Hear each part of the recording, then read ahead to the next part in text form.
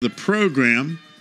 All right, Wes, like I told you, about a week and a half ago, Keely Rochard was on our best of the weekend because I think she went 3-0. She struck out like 455 people. It was just to the point of absurdity. Back-to-back 19 Ks, and she's unstoppable. And Virginia Tech softball off to a great start, too.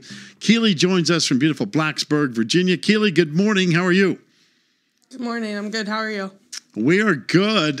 So what's it like everybody that comes in the batter's box, you just look them, stare them right in the eye and go, forget it. Go sit down. There's no way you're getting a hit. You're not going to score. You've been unstoppable. It's amazing watching you pitch. Thank you. So what's that like when you just know you're going to overpower everybody? What's the story there? I don't know that. I just have like that mindset, like that I'm going to go in there and just like compete every single pitch. So it works out that way, but I don't think like that when I see a batter. All right, but Keely, you're second in the ACC in ERA.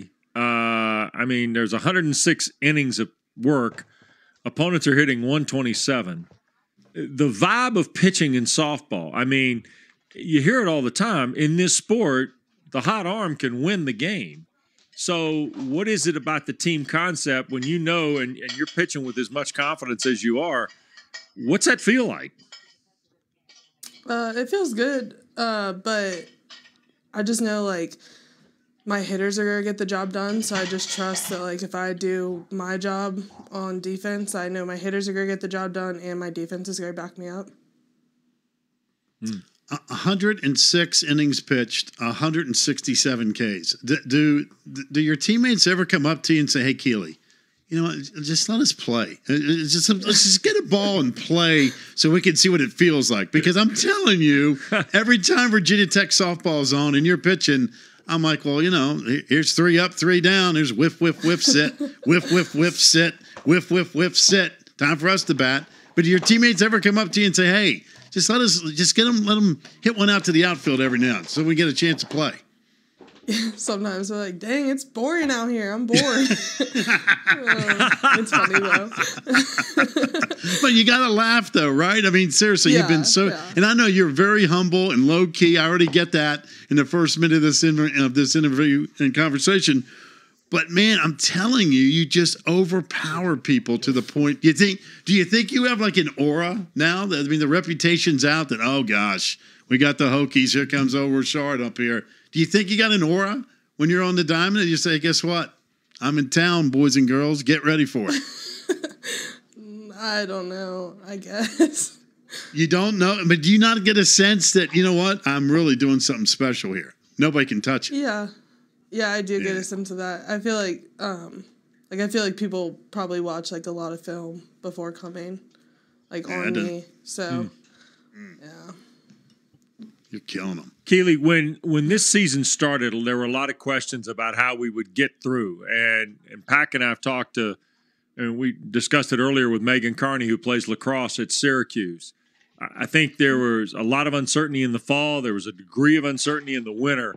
But now that we've moved into spring sports, and there are more of them, that's one thing we learned from athletic administrators across the ACC footprint. What do we need to know about what student athletes are going through in the spring? Because all this was taken away last year. So what's it been like to get the chance to play again, yet in a completely different environment this spring?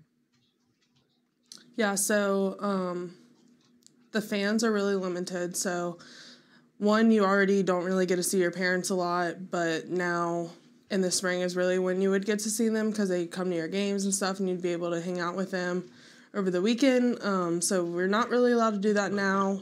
And it also changes, like, each place that we go to.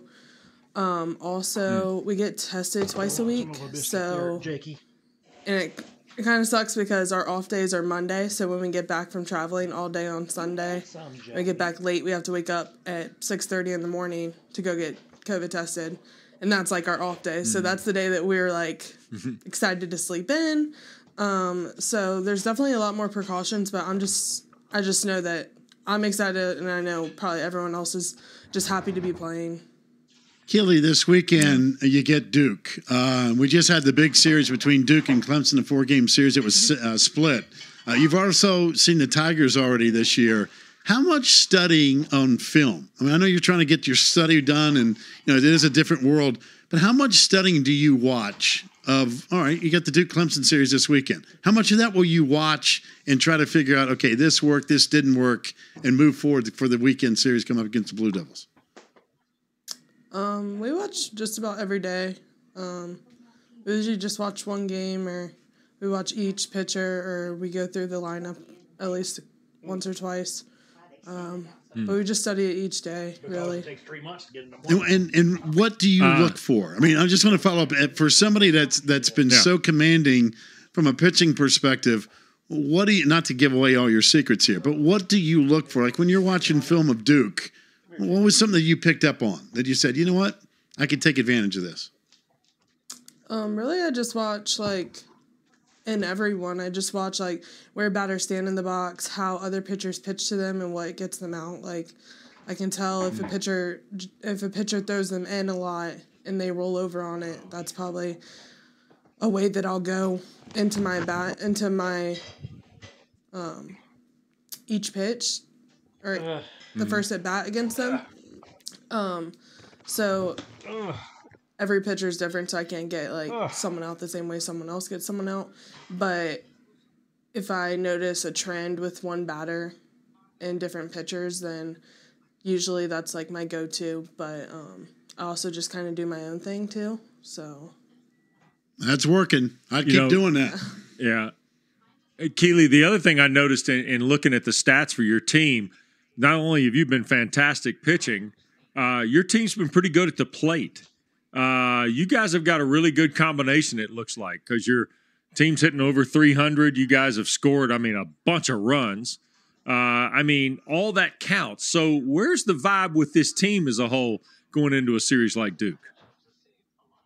We just really go into every series like we're playing the best team. So we always go in like this is our biggest competition regardless who we're playing. So we prepare the same way. Our team's really good at adjusting. So even if we don't do well the first time through, we usually adjust better the second time through and adjust better the third time through. It's really hard for our team for a pitcher to get past our team more than once. Keely, real quickly here, how fast can you throw it? If I have a bat and you see me stumbling up there with my one good knee, my one bad knee, how fast can you hum it in there? How fast? It depends on the day, I guess, but no. Seriously, between 64 and 66. 64 and 66, and I'm assuming there's a change up in there too, a little slow. You're gonna pull the string on me, right? You'll give me a dose of 66 and say this old man can't hit this thing, but you're gonna give me a little change up too, right? It's gonna be a little fake left, go right. Here comes one in there about 48 miles an hour, and people are ducking for their lives, right? Yes. Yeah, that's what I was afraid of. And what else do we throw? We got the fastball. You got that all day. You got a little change up. What else are we throwing? Got anything else for me? Rise. A rise? And what's that going to do to me? Okay. Other than close my eyes, what's that going to do to me? Just jump up in the zone. Yeah, that would be me jumping up in the zone. That's what that would be. I'll tell you that right now. It'd be an ugly sight. That's what that will be. Before we let you go, though, we do this for every student athlete that appears on the program. Since you've been at Virginia Tech, what has been your hardest class?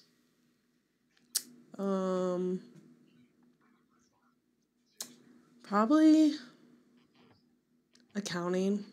Well, we get that accounting's starting to take a lot of credit. Yeah.